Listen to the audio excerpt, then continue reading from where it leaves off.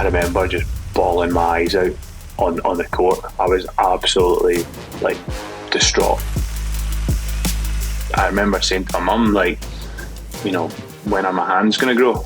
Like, the wind was completely gone. She was like, you know, it's only now looking back I realise how tough that would have been for her to answer. She was like fighting back the tears. You're going to lose. Everyone's going to lose. Like, you can't go undefeated in life. I truly believe as well that if I didn't have my disability, I would never have found table tennis.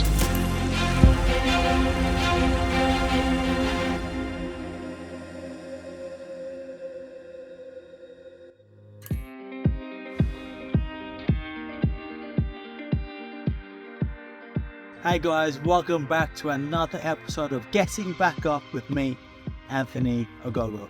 I'm not in the Getting Back Up studio today. No, I am in San Francisco. Wrestling has brought me to the west coast of America for some shows here in California. But back to the podcast. Today, I have a wonderful podcast. This is arguably my favorite one I've ever done. I've got a guy called Martin Perry on the podcast today. Martin Perry is a disabled athlete. He represents Team GB. He's hoping to become a Paralympian next year at the Paris 2024 Paralympics. Martin was born with congenital limb loss and deformity, which meant he was born with no hands, only one leg. And the deformity is because the one good leg he was born with actually only has 4 toes. So essentially, no fully working limbs. Martin goes into detail about his unbelievable story. He talks about growing up with a family of 4 brothers. We have the youngest one, how his brothers made him go in goal because he had no hands. And that's where he learned his determination to be quote unquote normal. Martin he's overachieved in life and in the sport. He's a 2-time European champion in team event in table tennis. He's a world bronze medalist in the singles event in table tennis. Martin's collected so many medals from his endeavours from playing table tennis all around the world, and he's currently world number 7 and looking very, very likely to go to Paris and becoming a Paralympian next summer. I fell in love with Martin's determination, how inspiring he is. This is a great podcast for many reasons. Martin talks about being disabled and growing up and how difficult it was, how at school kids would tease him by putting their arms in their sleeves and mimicking him having no hands, hopping around on one leg, and just being quite nasty.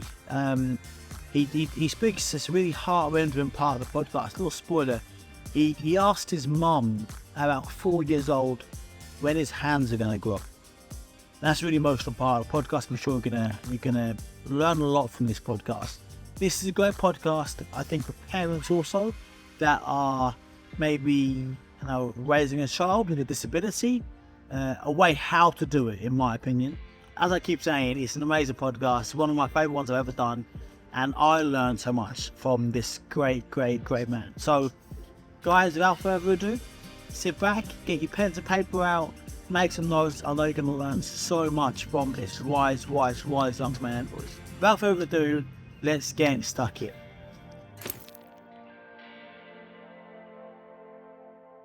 Martin Perry, the Paisley powerhouse, the table tennis tornado.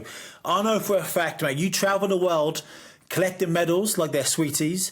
You travel the country giving powerful and positive talks with your public speaking, which I've heard you're very, very, very good at. And today, I'm thrilled to have you as a guest on the Getting Back Up podcast. Thanks for coming on, mate. No, thank you for having me. It's always nice when someone as esteemed as yourself, reaches out and says, can we have a chat? And whatever comes from it, hopefully we can help a few people along the way. So for those that don't know who you are, and I'll admit I wasn't aware of who you were until a week or 2 ago, before somebody said to me, get this guy on the podcast. He is literally what your podcast is all about, this guy. I was like, okay, and I checked you out, and I was like, oh no, yeah, you are the guy. Like, you literally are the guy. You are the reason why I'm doing this podcast, to help those people. Because as I've said, I've researched you a lot over the last few days, listened to lots of your podcasts and read your articles. Yeah, mate, you're a fantastic human being, and I wanna dig much deeper than some of the interviews that you've done so far. I want to kind of like dig a little deeper and learn more about you, the person. But for those that don't know who you are and what you do and why we're talking today, in a nutshell, and we don't do nutshells here, we do big, massive, huge, ginormous shells, but in a nutshell, who are you and why are we talking today? So when I was born, I was born with only one fully formed limb. So that has in turn led me to lead a very different life from everyone else that I've ever known.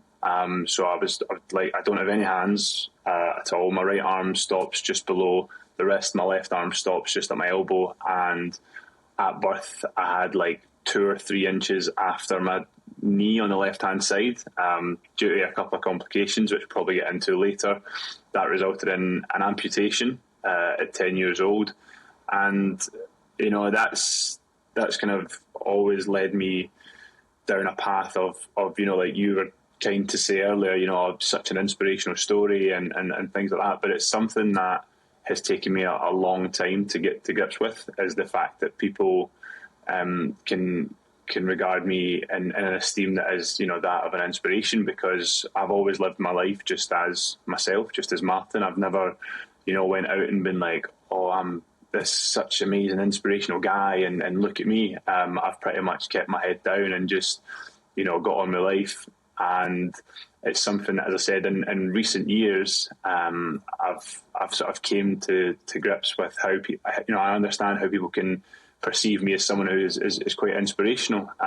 So I've tried to use my voice for good when I can, and deliver motivational and inspirational talks, whether it be to companies or people one-on-one, or just in any way that I can try and help people. And that's something that is, as I said, it's taken me a long time, because I see myself just as Martin. My wife sees me just as Martin. She doesn't see anything special. Well, I hope she does actually, but not for the disability. So yeah, it's just my life to me has been, I consider, incredibly normal, and I just try and help people along the way as best I can. But that's why people are inspired by you, isn't it? Because you don't let these massive things, having no hands, having one fully functioning leg, that you don't let them bother you. You crack on with life, and that's why it is so inspiring. So you struggled with it. You struggled being looked at as an inspiration growing up and in your younger years.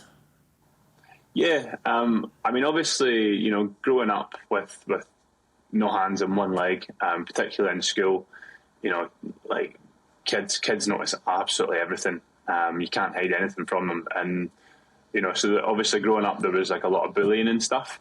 It wasn't through malice. Kids are just genuinely curious, and even, I don't know why, but even as a kid myself, it didn't bother me too much. Obviously I got upset. Everyone that's been bullied or went through anything like that gets upset a little bit. Of course you do, because things hurt, especially when people are poking fun at your physical appearance, things that you can't change. But I didn't take it too much to heart. Simply, actually, I don't know why. I just didn't. I think I've always been very aware that I am different, and with that will come certain things along the way. And it's something that growing up, as I said, in school, people could have been mean and things like that. But I think because when I went home, my 3 older brothers, they didn't care that I was disabled, and they just played and had fun with me like your older brothers do. So I think that helped a lot. But that I could just, as soon as I got home or whatever, I could just be normal,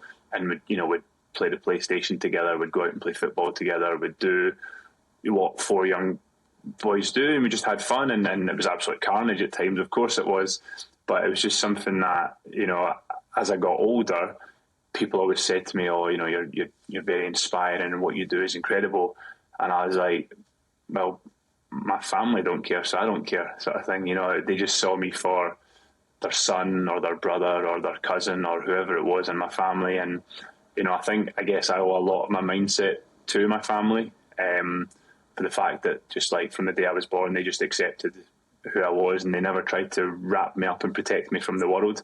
I guess in one sense they just threw me in the deep end, and thankfully I learned how to swim, so they say.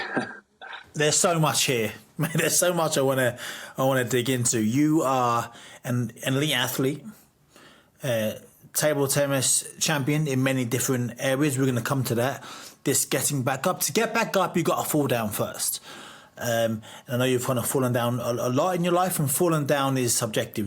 Falling down can be me as a boxer getting knocked down in the ring, having to get back up, or in life it could be losing a loved one. It could be anything, any setback, adversity, whatever you define it as. You said a couple of things there. I want to touch upon. I want to go back to the beginning. I want to go back to baby Martin. I want to go through all the obstacles and challenges you faced as a youngster, which no kid should have to be in hospital. It's just, but unfortunately they do. Two things before we go into that. And again, this is one of the questions, and I really want to tread the line carefully. I don't want to say the wrong thing, but I generally want to learn. So how do you play PlayStation? Just like, I don't know, I kind of balance the remote on my right thigh, and then just kind of like button mash essentially. But like, honestly, like I'm not bad. Like I'm decent. I can imagine, I consider myself a bit of a whiz on FIFA. But yeah, it's just, I don't know. I think again, because like my brothers were playing the PlayStation growing up, they would just like chuck me the controller, like, and I just found a way. I got on with it. It wasn't like I don't have like a special setup or like you get these really cool controllers now that are like fully customizable and made for people with disability in mind. But I just use like the regular. I don't know if you can see them there. The regular controllers, like just behind me, over my shoulder.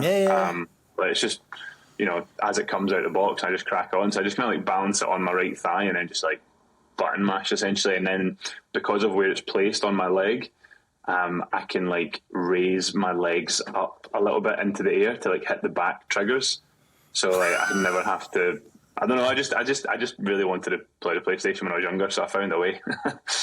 So growing up, what was it like growing up as the youngest of four boys? Yeah.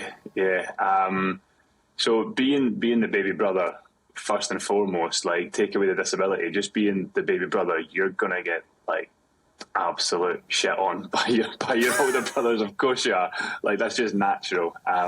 So I was always just like fighting for scraps, just to keep my head above the water, because there's quite an age range between us. So like my oldest brother's 9 years older than me, then the next one's 7 years, and then the next one's 5 years. So like there was quite a gap. So you are the baby. I'm the baby, and then on top of that, like I've got no hands and one leg, so like they would try and use this to their advantage. Like so when I got to an age where I could like play football with them, they'd be like, right, Martin, you go in goals, because they were thinking they'd score loads of goals because I got no hands. And it's like, so they're trying to use my disability as their advantage. But like what they don't realize by doing that, like it just created such a determination like within me that I just like I just throw my body around trying to like not let anything go in. And so it was like stuff like that they would always like try and use my disability for their advantage, like because that's just like what they did. But it wasn't from like a bad place. They were just like, oh well, if he's got no hands, we'll chuck him in goals, we'll score loads and look really good. It's like, we're playing amongst the four of us. What does it matter to begin with? I love how you've, again, this podcast is all about turning shit stuff into good stuff.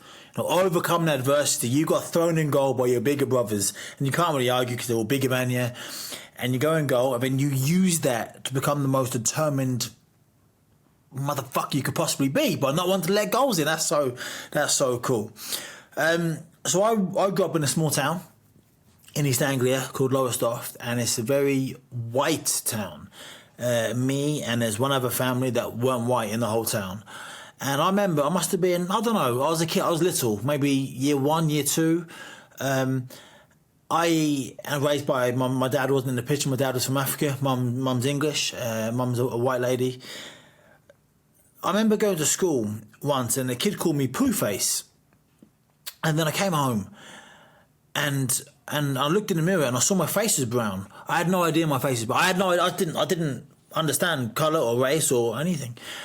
and I had a flannel, and I was rubbing my face as hard as possible trying to get this poo off my face. And my mum came in, and we had this real nice moment between me and my mum, how she inspired me to love myself and my skin. But that was the first day that I realised I was different to everybody else in school. Now, this is very different. A colour skin isn't a disability, I understand. But when was the first time you realised that you were different to the norm? It would have been, going to school, as I said, because, as I've said loads, my brothers, they just treated me like anyone else. So when I went to school, like kids would like tuck their arms inside their sleeves and like poke their elbows out and things like that, and try and mimic me and things like that, or they'd hop around on one leg, and that was kind of when I was like, oh yeah, I'm quite different, because I would look at these kids doing these things and be like, you look pretty daft doing that, but I knew that I didn't feel silly within my own body, because I didn't realise that I looked different until I saw, these kids sort of like trying to reenact me. But I knew everything they were doing, I wasn't doing it like that. Like, my wife often tells me, Siobhan always goes like, you don't realise that like when you do things, it looks natural. Like, you don't look disabled despite having no hands. And I'm like, well, that's a complete contradiction, because none of that makes sense. But she's like, but that's what it is. Like, you don't, like, it's when I do things that is just very natural, and I'm very dexterous, and I don't use any adaptations whatsoever other than when I play table tennis and I've got like a bat strapped to my arm. Like, other than that, obviously I use a prosthetic leg, but loads of folk, like especially when I wear trousers or jeans or whatever, they're like, would never know you had a prosthetic leg. So that was always from a young age when kids were like trying to mimic my disability that I knew. But I remember one day going home from school, and I was really young. I must have been about 5 or 6 at the time, and I was having a lot of trouble with my left leg, which was the one that has the disability. So I was in a lot of pain, so I couldn't really wear my leg a lot of the time, because it was sore to walk on and things like that. So I couldn't wear the prosthetic load. So I remember like crawling through. I used to like scurry up and down the hallway in the house, like on my hands and knees, just because like that was more comfortable than wearing the prosthetic leg. So I remember like crawling through to the living room to speak to my mum after a day at school, when kids were like, oh, when's your hands going to grow, like tucking their elbows up into their sleeves and things like that. And I remember saying to my mum, like, when are my hands going to grow? And like it would have been like someone like yourself. It was like a pro boxer had just like punched her in the chest. Like, the wind was completely gone. She was like, it's only now looking back I realise how tough that would have been for her to answer. So she kind of very stoically took a minute and then was like, they're not. And I was like, I just kind of thought about it for a second. I was like, all right, okay, so what about my leg? Like, when's that going to grow back? And she was like fighting back the tears. Like, I don't know how. Like, I've got a little girl on the way. It's going to be me and Siobhan are expecting our first child, and I don't know how I would answer that as a parent. That would absolutely break my heart. So for my mum to sort of sit there and hold it together the way she did was incredible. But she kind of started to tear up a little bit. And she's like, I'm really sorry, sweetheart. Like, you're like, nothing's going to grow back. It was, it's not going to happen. And I don't know why. There's no rhyme or reason, but I just went, okay. And then just went back to the room and played with my brothers. I couldn't tell you why that I accepted it the way that I did. But I asked her when my hands and legs were going to grow back. She said they weren't, and I was just like, cool, that's it. And then, so from 5, 6 years old, I knew exactly what I was dealing with. I was like, well, I'm not going to have hands. I'm not going to have a leg.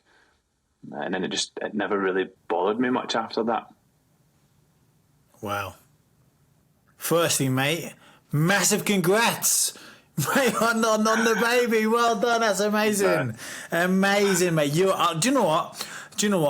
As I've said, I've listened to you numerous times the last few days, and I've got a note on here. I've got a note about your parents and how they threw you in the water and made you swim, figure out yourself. I love that. And I was going to ask you, actually, if becoming a parent was something on the horizon for you, because I think hearing you talk and your personality and your drive and your determination, you're gonna make an amazing parent one day. You really, really are. So the fact that you beat me to the punch is amazing. So congrats. That's stellar, man. That's stellar. That's fantastic. Growing up, why did your disability happen? Do you understand? Do you know, is there a reason why? Because your three older brothers are all able-bodied, quote unquote.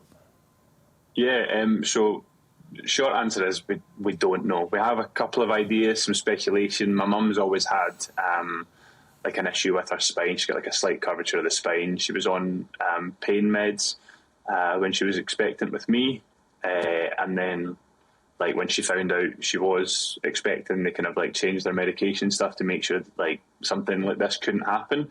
But you know, there is no reason that we know of. My condition's called congenital limb loss and deformity. Obviously, the limb loss takes care of itself. I don't have any hands. I only have the one leg. The deformity is that on my good leg, as I call it, my right leg, I've only got 4 toes. So even then, like, I don't have one complete limb. So there is no rhyme or reason. It's just one of those things that happened. And I think, like, for me anyway, like, that's been a blessing within itself, that I just, like, as soon as I was born, bang, I was like this. There was no horrific accident or injury, or I didn't have a terrible illness that I had to battle and fight against, that so many people have to go through. So for me, I consider myself so incredibly lucky that I was born like this, because it's made life so much easier. You know, I've not had to transition and change my entire way of life. I've been fortunate to be born with no hands and one leg. So it's just been, like, easy in a sense. I've got again, I was going to come on to this later, but now you've just now brought it up, I'll dive in now. I've got this weird fascination. I don't know what it is. I do know what it is. I'm 78% blind in my left eye. Visually impaired from a boxing injury which went very, very badly, which is the reason why I wanted to create this podcast. I had 9 surgeries in 3 years, 10 altogether on my eye, to try and get back in the boxing ring. During one of the procedures, damaged a nerve in my eye, so my vision is even worse than what it was before I went for surgery. It's the whole thing. And throughout this whole 3-year period, I was training to get every single day, like yourself, an elite athlete, working my ass off, because I really thought I was going to get back in the ring. I thought all the setbacks that I faced along the way was going to end and culminate in this massive night, Wembley Stadium, winning the world title, becoming Britain's most beloved boxer. Didn't quite happen that way.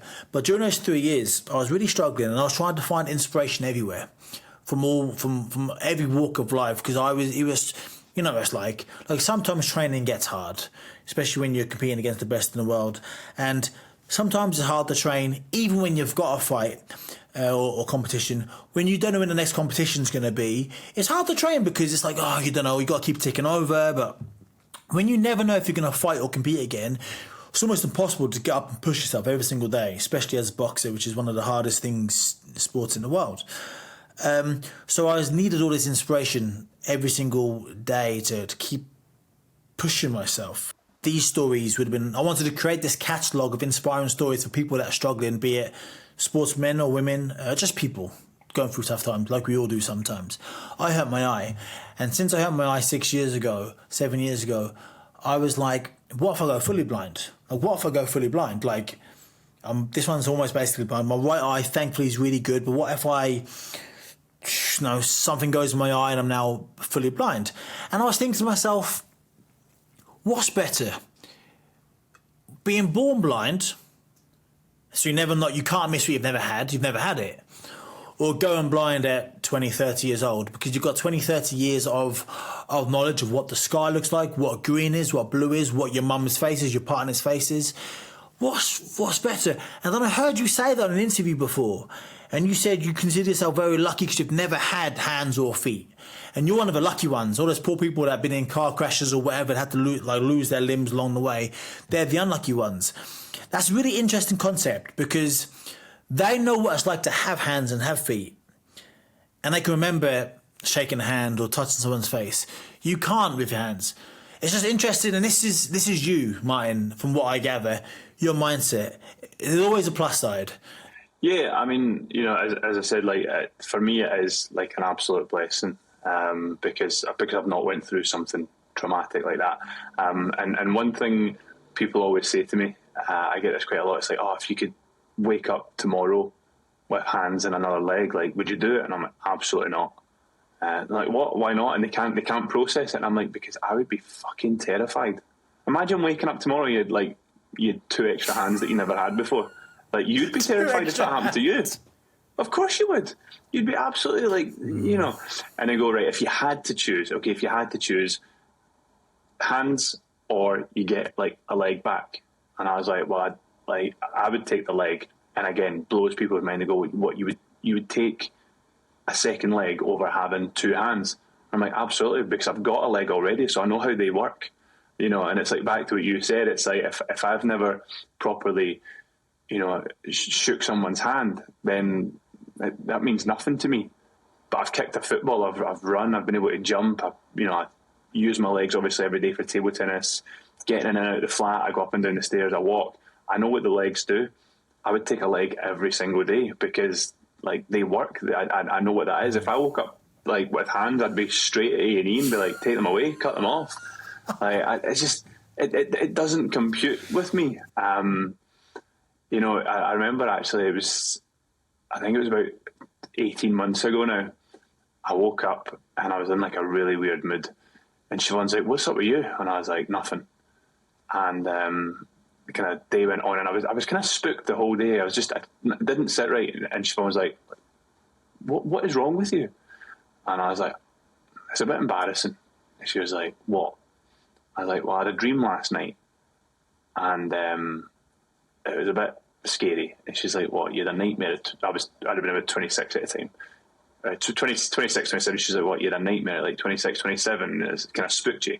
And I was like, "Yeah." And she's like, "All right, okay. Like, what happened? Like, was it a bad accident or whatever?" And I was like, "No, like, it was just everyday life." And she's like, "Right, okay." And I was like, "But I had hands."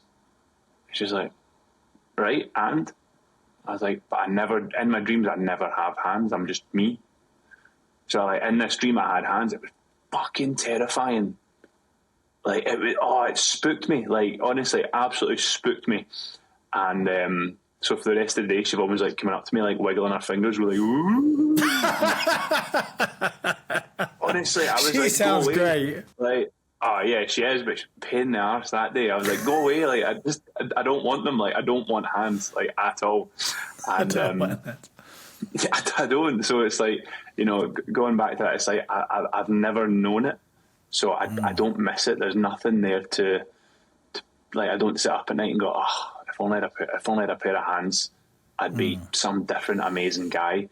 Like I truly believe as well that if I didn't have my disability, I would never have found table tennis. Yeah. And if I hadn't found table tennis, my life wouldn't be what it is today, which is absolutely fantastic. And it's taken me all over the world, and like that's something that like people where I'm from don't go to every corner of the world. They don't travel. It's for me, it's been absolutely incredible being disabled. It's been one of the best things to ever happen to me, mate. And that's so inspiring because that's what this podcast is all about. Something what is perceived as the worst thing to happen to you, spinning it around and making it the best thing to happen to you. A quick callback. On my second podcast, I interviewed a man called Sam Ward. Sam Ward, very similar story to me, actually. A hockey player for Team GB, qualifiers for Tokyo 2020. He got a ball smashed in his face, went blind in his left eye, lost a lot of his central vision, got a little bit peripheral, but basically blind in his left eye. Unlike me, he got back to competing, and he's now back to being GB's. He's the jewel in the crown of the GB men's team. He's fantastic. He's scoring more goals than ever before. He's a better hockey player because he had to work on his fitness, nutrition. He's now more complete as an athlete, and he's still got an eye for goal, madly enough. The great thing about Sam Ward, he said to me, two-eyed Sam was a wanker. One-eyed Sam, he's a nice guy, because it took him almost losing his career, losing his sight, that really humbled him. And it's turning the worst thing to happen to you into the best thing. And I urge people listening to this, go listen to that. That's the second episode, Sam Ward. Like yourself, mate, you've turned the worst thing to happen to you into the best. And like yourself, mate, I grew up in very humble beginnings, quite a poor family. And I'd never travelled before getting on the England team or the Great Britain team. I've been to every corner of the world over and over again. I've seen the world because of boxing, and it's amazing what sport can do. And it's just, I'm loving this chat. Gonna stay as a kid a little bit. What are some you've mentioned about the bullying? Did you ever go home and cry? Did you ever wish you weren't you? Did you ever feel like it's not fair? Why did I get no hands and he's got two hands or he's got two legs? Did you ever have those doubts? Because I know you're very positive, but surely you must have felt like, when girls came on the scene, get to that age as lad, you girls, you're different. Did that affect you? Like, I'm fascinated to know what being a teenager was like for Martin. Yeah, so I mean, there would have been days where, of course, I'm not going to sit and pretend and go, oh no, every day was absolutely brilliant. It was all rosy, and even though the kids bullied me, I didn't care. And it was like, of course, there was like 1 or 2 days where I went home and I was like, this is shit. But I don't ever recall thinking, as I said earlier, I don't ever recall thinking, I wish I wasn't disabled. I wish I didn't have hands. But yeah, there would have been days that were a lot tougher than others. I don't know why I was able to forget about them really quickly. But yeah, the sort of growing up and becoming a teenager, and you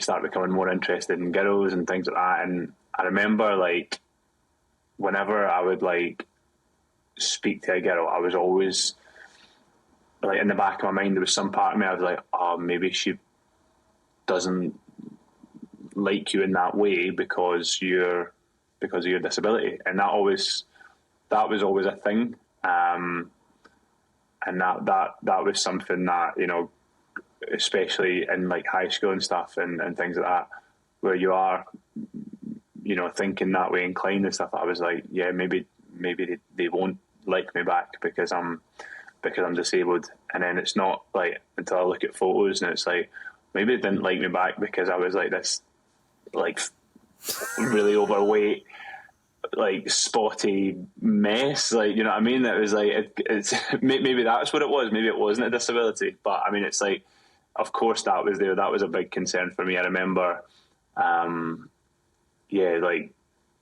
chatting to girls was always somewhat easy. I've never been I can't talk to them. It was always the next stage where I was oh, maybe they don't like me because of my disability. Maybe it's just because I was a cheeky little arsehole also. It could have been that. But of course it definitely came into it, and it was very tough. But if I quickly fast forward that, so me and Siobhan, my now wife, we actually met on Tinder.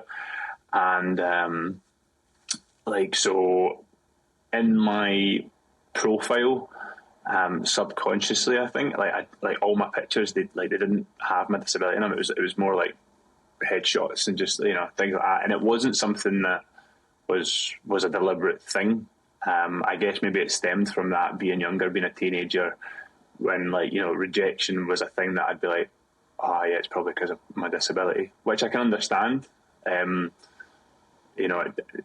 People, especially at a young age, can't see very long term, so I can understand why at a young age people could be put off by the disability, which was tough. But I remember, so my profile was a lot of headshots and things like that, and there was a few times I'd match with someone and be oh yeah, by the way, just to let you know, I don't have any hands and one leg, and I just I'd never hear from them again, completely ghosted.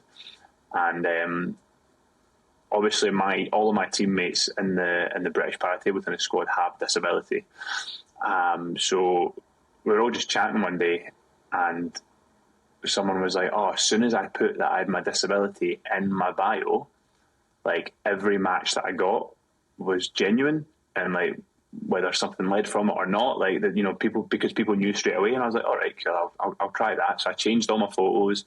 In my bio, I said, I've got a disability, blah, blah, blah.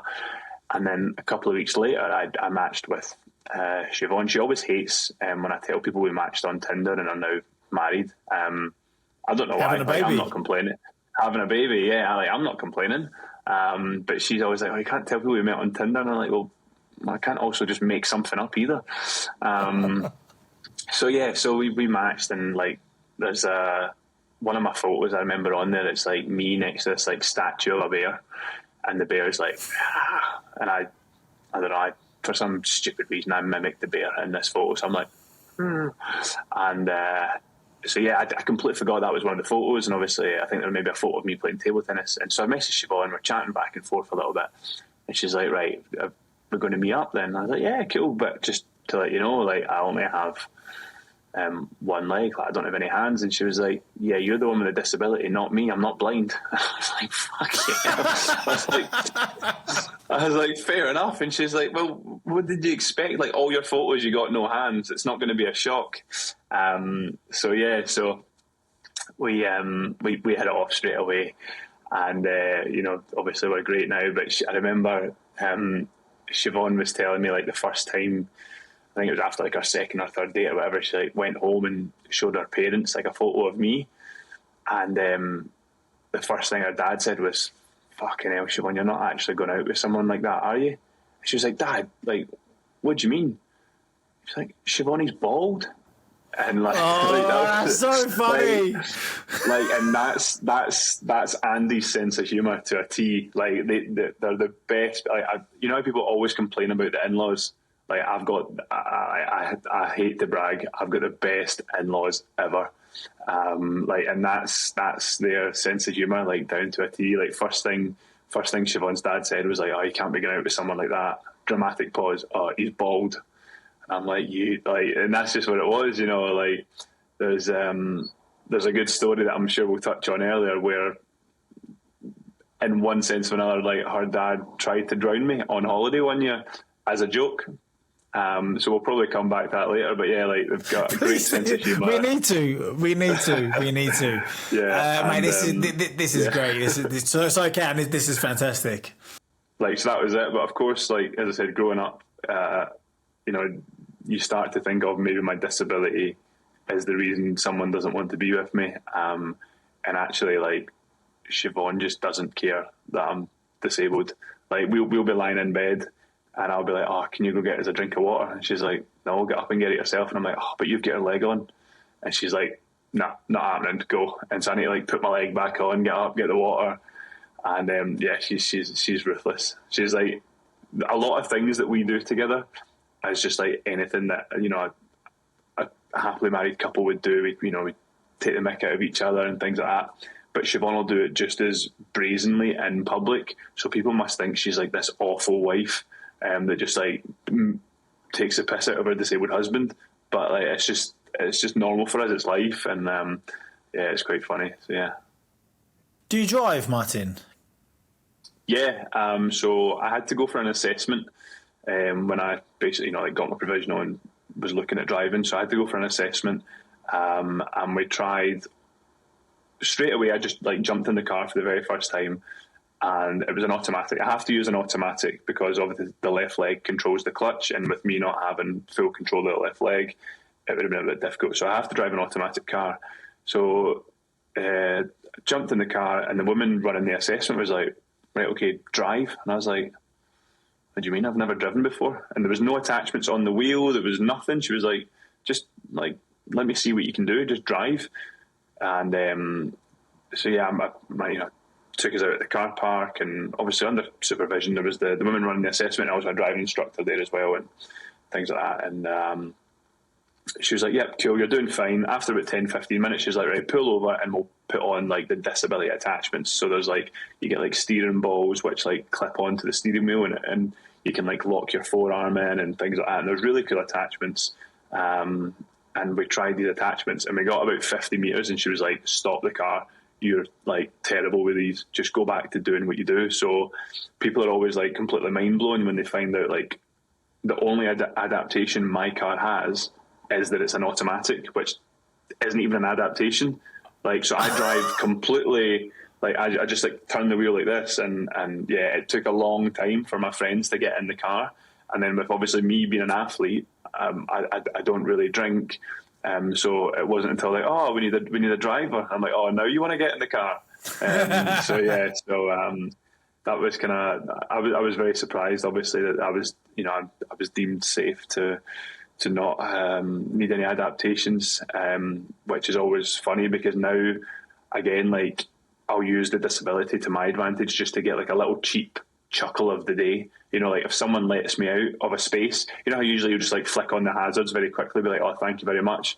Like I'm straight away like window down, waving out the car, like thank you, like making a big meal of it. And then they see that someone's driving with no hand, and I can just see like in my rear view mirror, they're like, and makes me laugh every time. Yeah, that's brilliant. Do you park in disabled spaces? Yeah, of course. The parking's fantastic. It's absolutely fantastic. It's brilliant. The blue badge is like amazing, especially see when it's like pouring down and I don't want to get my hair wet. Like front of the house, bang, there we go. No complaints whatsoever. Even like on most places as well, you get to park on like double yellows. It's honestly, it's like it's an absolute godsend. The blue badge, it's amazing. Right, as well as a comedian, an extremely charismatic young man, you're also an elite sportsman. So we touched upon it earlier, but as a 5-year-old, you had surgery. You said, I heard you say that your bone grew faster than your skin, and your tibia bone pierced the bottom of where one's knee would be, right? Yeah. So as I said in the beginning, like no hands, one leg. I had a few inches after my left knee, and it was like there was never a foot there. It was very rounded. So imagine like I don't know if this is going to go out on video and audio, but for those like watch on video, if like my left arm is my knee, it's a nice rounded shape, and that was basically what it looked like at the end of my leg. I had like a kneecap and then just like a nice rounded end to the bottom of it, just like 2 inches below. So it looked really fine. Like the doctors were happy with it. It didn't look like there was any, like there was no abnormalities within the bone structure of the tibia, other than it was obviously half a leg short and didn't have an ankle or foot on it. But they were happy that it was like there was nothing untoward. And then as I was like 4.5, 5, I started to get a lot of pain and the end of this leg, and that's what made it really difficult to wear my prosthetic leg, because every time I put my leg down, it'd be excruciatingly painful. And this kind of got to a point where like I couldn't sleep, like I couldn't do anything.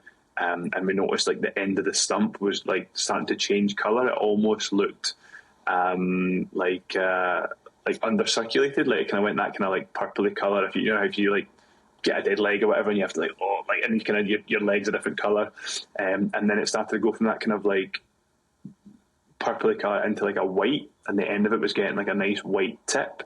And at this point, like everything hurt.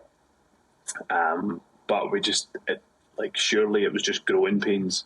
Like, you know, obviously there's nothing there to grow onto the end of it, so the bone is just stretching out, and that's why it's hurting a little bit more than everything else. And one day, as I said, I used to crawl on my hands and knees around the house, and I remember crawling through, and just as I've turned into the living room, I just ever so slightly just tickled the door frame with the end of this stump, and that was it. I was absolutely hysterical. Like I don't recall like screaming and crying as much as I ever did. It was so painful that my parents took me straight to A&E, and we took an X-ray, and it turns out the bone on the inside is clean and smooth as it looked on the outside. The bone on the inside was actually shaped like a fish hook, and it was the end of this hook that was like piercing through the bottom of the skin, and that's why it was changing colour. That's why it was so painful. That's why I couldn't wear my leg, because I was growing at a rate where the bone was just like coming through the skin. And that was excruciating. So very quickly I was put in for surgery, and they took hip tissue from my left hip, grafted that onto the end of it, the end of the stump, and that was it. You know, a couple of weeks of recovery in a wheelchair and things like that, and then physical therapy and everything. And they were like, yeah, it'll be fine, you'll be all right. Fast forward 5 years later, when I'm 10, and this pain came back, the colour started changing, And we're like, oh shit, not again. So we went to the doctor. They did another X-ray, and they were like, yeah, you've got a couple of months max, and this will be like outside of the skin again. And we're like, right, okay, what's the options? They're like, well, we take more hip tissue from your left leg, from your left hip, and then it kind of ruins it because you've not got much tissue there, and it'll just grind down the hip joint. Or we take it from your right leg, which means your right leg is no longer like as fully strong as it can be, and that needs to be like your anchor for later on in life.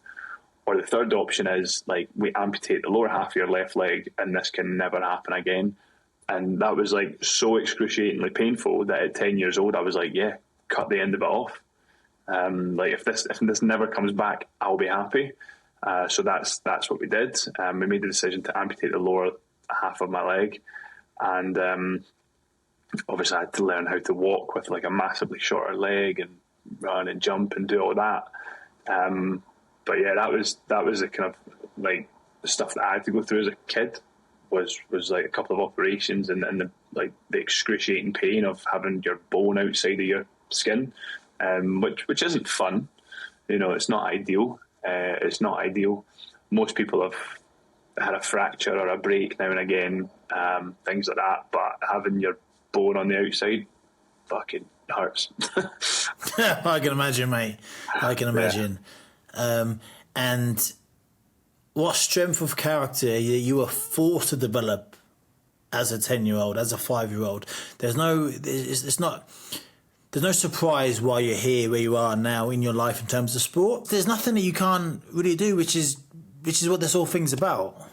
Yeah, so funny story about this. This is in essence my wedding ring. So obviously when it came to getting married, Siobhan and I had a conversation like what we're going to do about rings. So obviously Siobhan was getting a ring. The bigger and shinier the better, of course. And she's like, so what are you going to do? And I was like, I guess I'll just get a ring and put it on a chain and wear it on a chain. She's like, absolutely not. You're not Frodo Baggins. You're not putting a chain on your neck with a ring on it. You're not Frodo Baggins. She's like, what if we just get you like a nice watch? And I was like, yeah, cool, that sounds fine. Like obviously, so this is like above elbow, so it's like I don't have the biggest of arms, but it's like one of the largest size watches you can get. Just because if I put on like a regular size watch, it's lost. You know, like it doesn't look good. So yeah, I've got Siobhan to thank for this because I get a lot of compliments for it. Because it's a really nice watch, and I'm like, oh yeah, it's my wedding ring. So every now and again, like if me and Siobhan are like just out with like friends or whatever, and we're having a laugh and a joke, and she like annoys me, or like we're just having a joke, I'll just like ever so quickly just be like, oh, take it off, and like have a joke that I'm like, oh well, I'm not a married man anymore, I'm not got my ring on. And things like that, and she always, she has a laugh. So yeah, we have a lot of fun together. But yeah, there's not much that I can't do. I can't tie my shoes. That's about it. It sounds like you have a lot of fun. And the next question was, how did you put it on and off? But you did it seamlessly. Mate, I might cut this question, but I'm gonna be remiss if I didn't ask you. Can you play with your old boy downstairs? Yeah. Sweet, I knew cool. where you were going. Yeah, no, I can. Good, yeah. Good. Yeah, That'd be a massive setback. Whole podcast just on that. Yeah, probably could have one. Yeah, no, I can. Yeah. Yeah, when the time, like listen, Slovenia, I've been there on a boxing trip. The nights can get lonely. Yeah, you can only watch so much Netflix. You can. Anyway, now we're talking about self-pleasure aside. Let's get into the real reason why we're here. You are, as I said a minute ago, extremely charismatic, very funny, very positive. I would like to talk about your public speaking at the end as well, if there's time. But you are an elite athlete. You are one of the best Paralympic table tennis players in the world. You got into that from playing high school rugby, is that correct? I was playing rugby for my school, and we managed to win the local area's sevens championship. Made it into the local paper. It was about as famous as I was ever going to get. I was on the back page of the local paper with my mates from school. What position did you play? Well, it was like completely unorganised, just because we were like 15-year-old or whatever, just playing sevens. So like I think 4 members of the team played for the local rugby club, and the PE teacher that I mentioned earlier, Mr. Mingus, was like we need at least 3 more players. You're one of the biggest in the year. Do you want to just come along and just like bulldoze people? And I was like, yeah, cool, sounds like fun. Get a couple of days off school to go run around. Sign me up. And so the 4 that played for the local rugby club, they played for Paisley Rugby Club. They carried us to victory. And it's actually a really funny story. I'm still friends with one of the guys that was in the team. We go to the rugby together and still, hang about these days and things like that. And we were in one of the matches, and it was really muddy, and like our pitch was almost like a bog. And I've ended up with the ball, and as I've gone to offload it, someone's tackled me. But as they've tackled me, like my feet have planted in the ground, and the mud has just like suction cupped my feet, so like, I couldn't go anywhere. So like as I've went to fall backwards, my leg just stayed in the ground. My prosthetic leg like came clean off. So my leg just came clean off. That stays in the ground, and me and this guy just go flying backwards, and my legs just like standing up in the middle of the pitch, like some sort of mass. And like the whole place was in hysterics. We still laugh about that to this day. But yes, I was playing rugby for the school. A member of Scottish Disability Sport happened to live in Paisley. She saw the article, got in contact with the school, and was like, he's I think it was 15. You'd be like, you got a 15-year-old playing mainstream rugby. He's got no hands, he's got one leg. Like, what else can he do? And they were like, he does every sport that we offer at the school. He does everything. She was like, great, can we get in contact? So Scottish Disability Sport got in contact with me, and they invited me to a summer camp where I didn't want to go because it was full of disabled people, and I wasn't disabled. I was just Martin. So I didn't want to go. I was adamant I wasn't going, and also we actually couldn't afford it. It was a couple £100. We didn't have a couple £100. It just wasn't going to happen. Scottish Disability Sport were like, please, like we really want to get you there.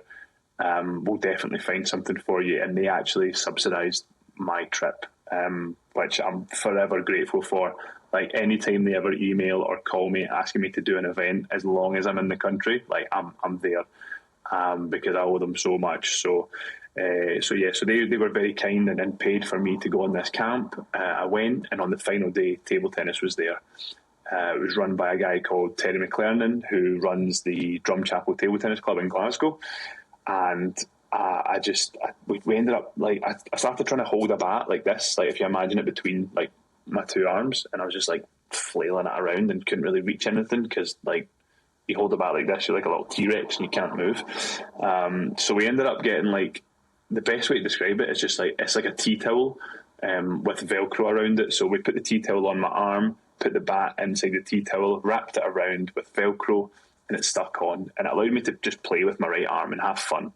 I say play, I was absolutely dreadful, but I could hit the ball because I'd always played sport with my brothers, so I had like decent hand-eye coordination, and so I was absolutely dreadful, but I loved it. I absolutely fell in love with it straight away, and I was invited along to this club in Drumchapel.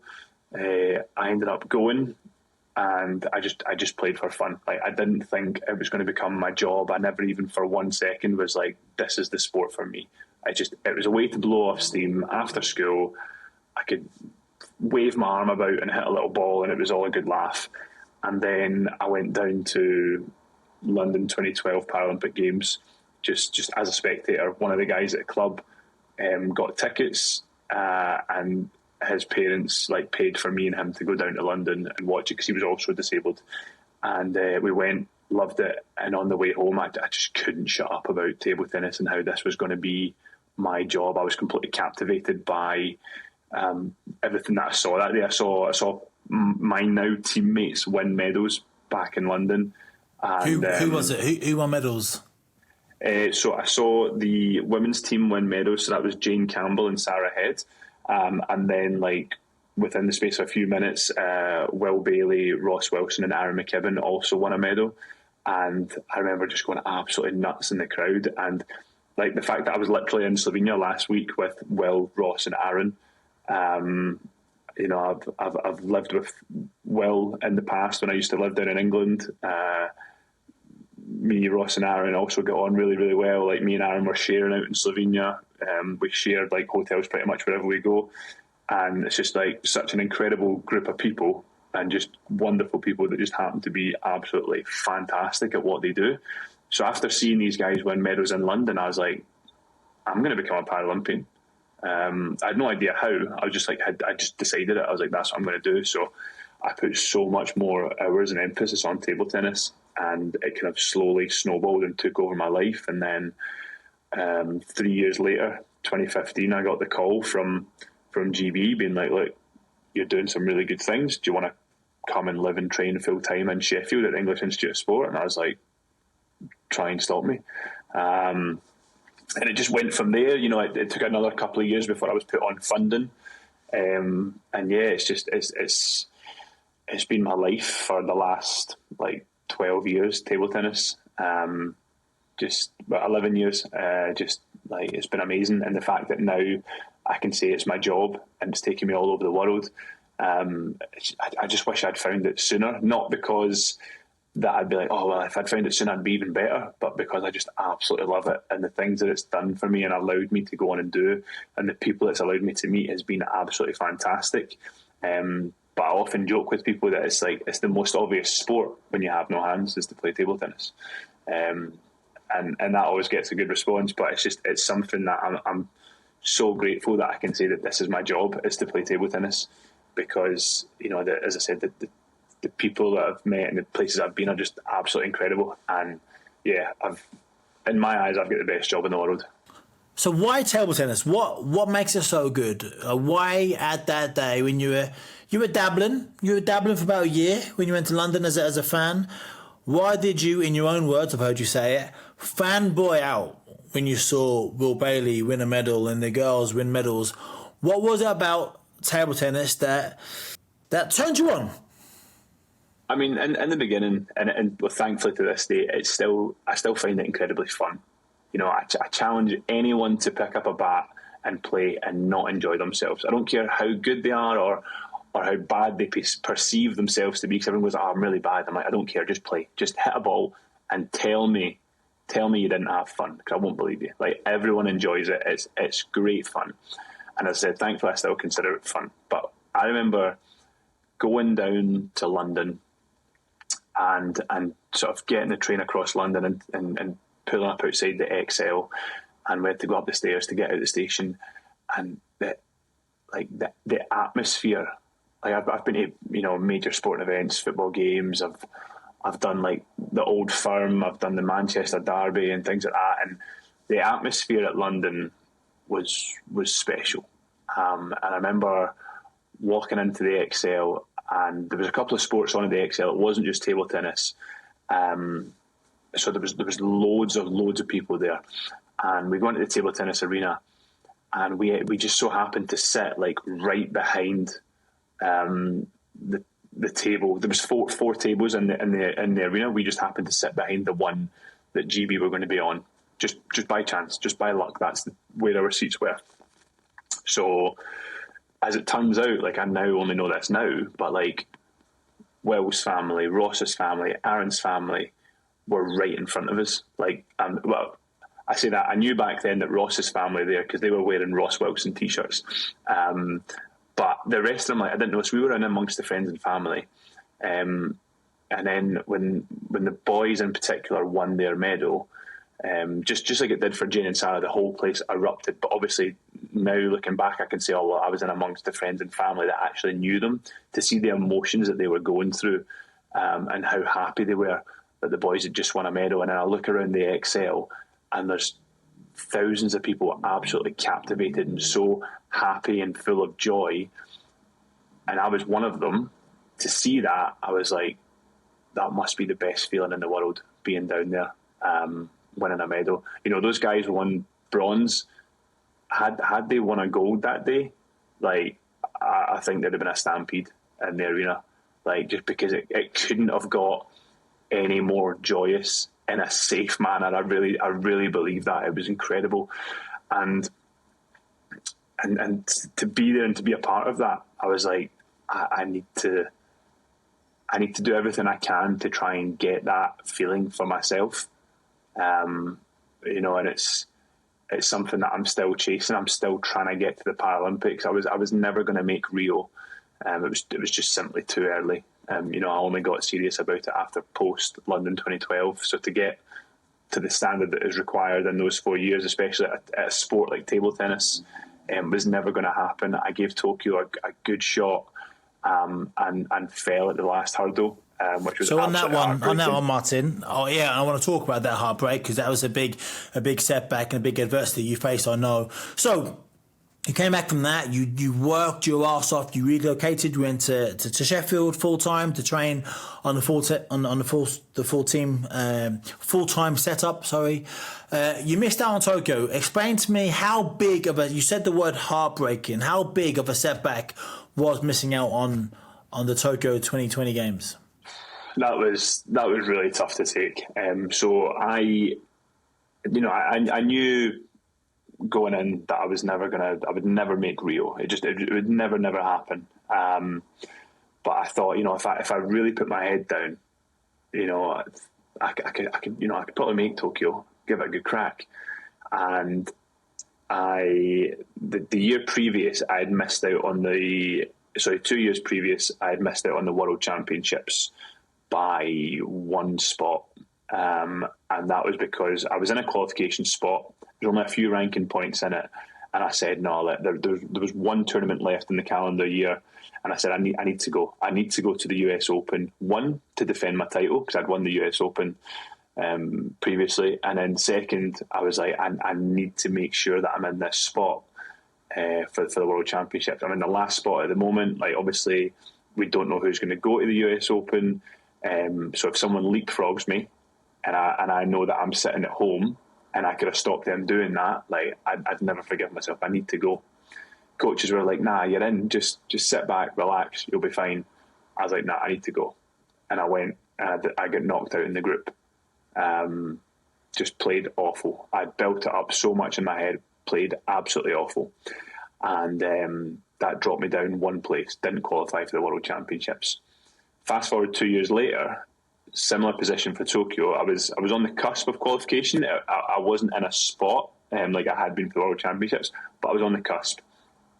And again, I built it up so much in my head that I had to qualify for the Paralympics that I was losing to people way, way below me on the ranking list, and then beating someone in like the top 6 in the world, and then losing to someone like way below me, and then beating someone in the top 10 next time. And it's like there was no consistency because I was just building it up so much in my head.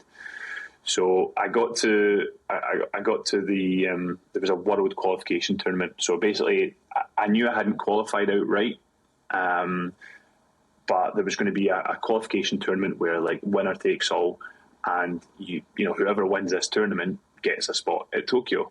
And I was like, brilliant. I'll put my head down. I'll work really hard. I'll win that. So I trained. COVID had went on and all that. As we know, obviously the games were postponed. So I trained really hard over COVID and everything. And I was just like, I had it in my head. I was like, I'm winning this tournament. Get through the first couple of rounds relatively unscathed. Get to the quarter final. Come up against the Japanese guy who hadn't beat me in like 5 years. Went 2-0 up, and then he comes back and wins it on an edge ball. So basically the ball hits the edge of the table and it's nigh on impossible to try and recover that ball. And I remember just bawling my eyes out on the court. Like, as I said, he'd never beaten me in 5 years. Of course, I could have lost out in the semi-final. I could have gone on to the final. I could have lost there. But I didn't. I didn't get past the quarter final. And I just bawled my eyes out on the court. I was absolutely like distraught. Because I was going to the Paralympics. I'd already decided that in my head. I was so certain on it that I was going to go to Tokyo. And then just like, yeah, that was so tough. Like, it hit me so hard. And after a little bit of time, I kind of trudged my way back to the hotel room and I FaceTimed Siobhan, and obviously I'm crying. And I just apologised. I'm sorry. And she was like, what are you sorry for? I was like, I'm like, sorry I didn't win it. I'm sorry I didn't qualify. I'm sorry I'm not going to the Paralympic Games. I'm just sorry I'm not good enough. And she was like, don't ever let me hear you say that again. She's like, you worked as hard as you could have. She goes, you're going to lose. Everyone's going to lose. Like, you can't go undefeated in life. She was like, don't ever apologise to me for anything table tennis related, because I know how hard you work. I know how hard you train.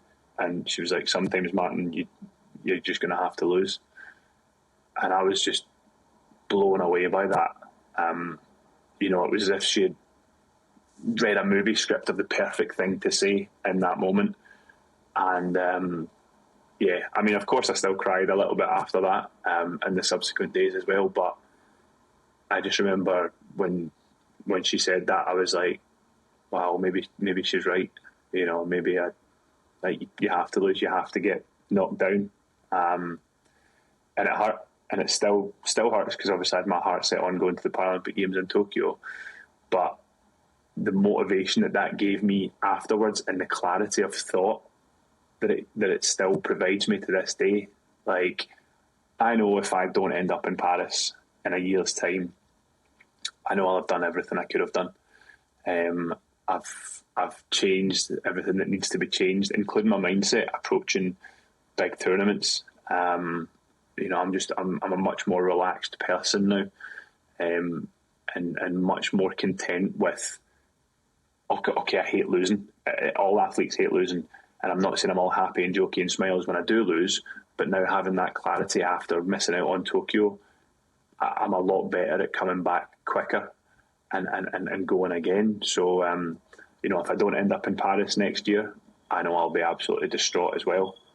But I also know that Siobhan will be there to help me get through that, and I'll find a way to get through that, and I will. But as it stands, I'm in a really good position to go to the Games. I've won the US Open. I've been fortunate enough to be part of the team that's won the European Championships twice. I got a bronze medal in November just gone at the World Championships in singles. But it's funny that the only time I've ever cried on the table or about table tennis was when I lost something. And I felt that day I lost my dream of going to the Paralympic Games. And that really, really took it out of me. But I genuinely think, had I not gone through that experience, there's a very high chance I don't medal at the World Championships a couple of months ago, because I remember going into it and just thinking, like, there's absolutely no pressure at all, for a couple of reasons. The first one being, again, like the previous World Championships, I missed out by one spot. So I think I was 15 on the list, on the world ranking list at the time, and it was like top 14 go. So I missed out by one spot. And again, I was so annoyed, pissed off that, like, why didn't I just beat so-and-so at the Czech Open? Why didn't I just beat so-and-so at the French Open or whatever it was? Like, it was like I only needed a couple of ranking points and I'd have been in. And I remember just being so annoyed and upset. And then again, like, I spoke to Siobhan and she was like, well, remember how you felt, like this time last year, you didn't go to Tokyo. And I was like, yeah, you're right. And she's like, it's fine if you don't go. And I was like, well, it's not. Like, this is my job. This is what I do. And obviously we had more chats about it. And she was great and she pulled me through that. So when I got the call saying that I was granted a wild card, which again, I never thought I was going to get, because usually the guy that's one spot out isn't going to get the wild card. And they awarded me the wild card. I was like, you know what?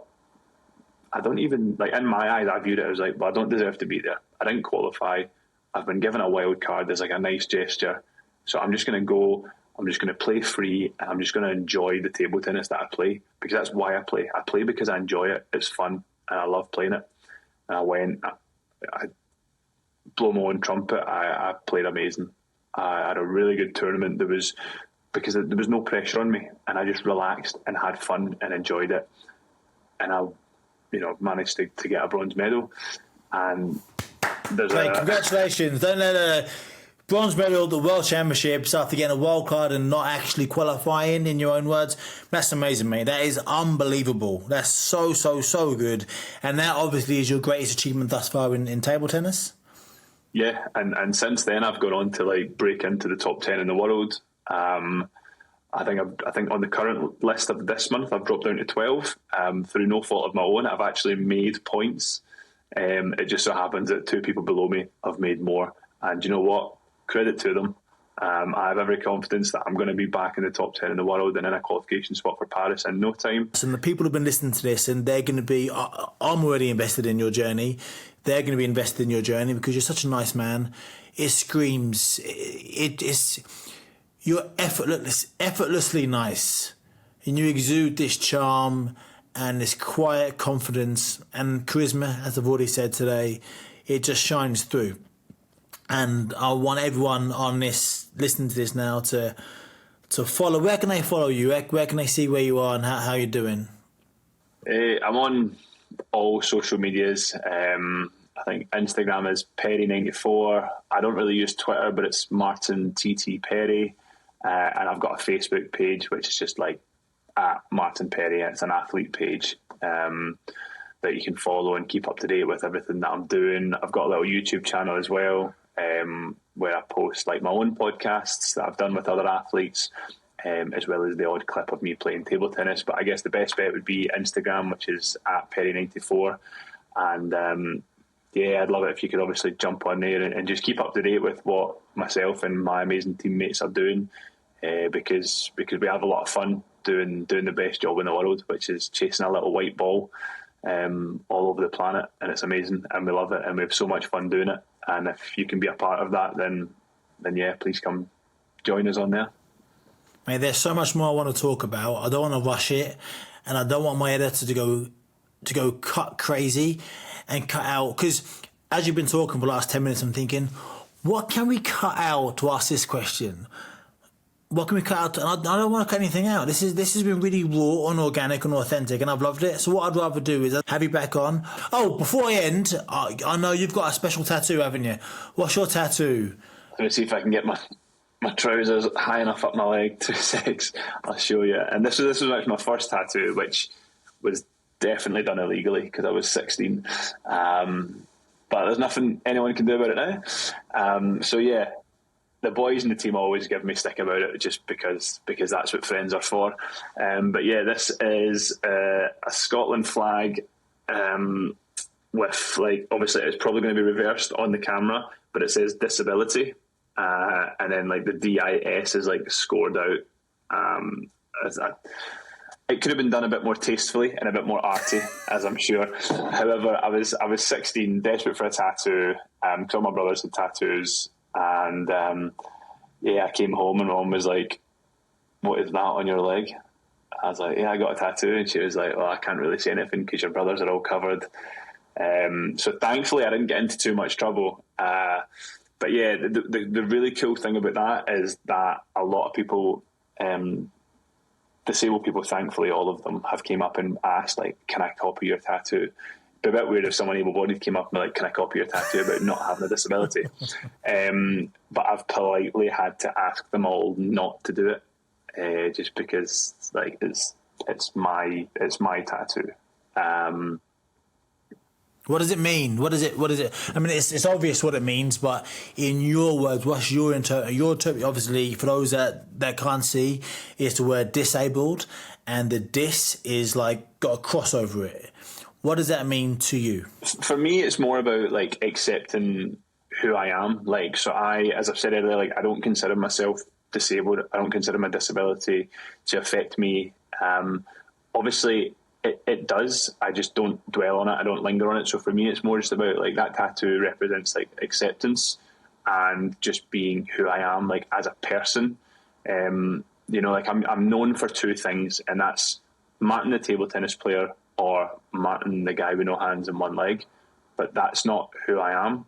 I'm a person, and that's where the disability whole thing, you know, it comes into it. It's like, I'm not the guy with no hands.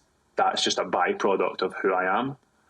I am Martin, you know, and for me, that's the meaning behind it. It's not as if I'm trying to like axe out all disability and be like, oh, this is, you know, it's putting some shiny glossy cover on it and being like, oh, my disability is incredible and it doesn't affect me. Of course it does. There's things that I can't do. But that's not what it's about. It's about accepting who I am as the person and seeing me, not me, the guy with no hands.